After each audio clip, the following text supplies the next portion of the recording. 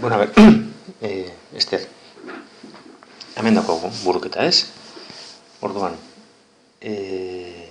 Ander, txabolan sartzen danean ikusten dago, erloju bat dagoela, nizta berak ordurik ezuki, eta geldiri zegoela, baina martxan jartzen da. Eta ipintzen dago ordu bat, bale? Kau, erloju horreri begirauta, berak engo dago, bere txabolatik, bai?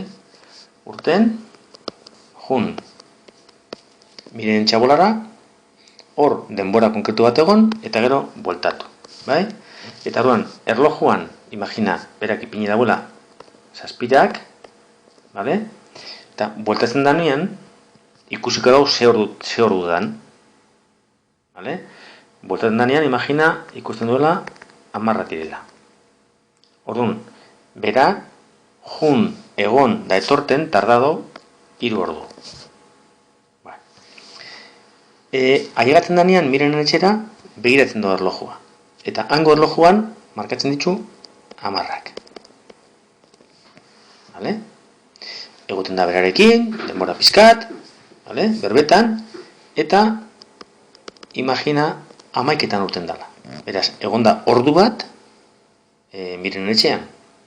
Eta konturatu da 11etan urten dela. Bueltatzen dago etxera, eta bere erlojuan 10 dira. Beraz, beraz badaki, 3 ordu tarda duela, jun, egon, da etorten, eta ordu bat egon dala miren etxean. Horrek esan nahi dago, 2 ordu egon dala bidean.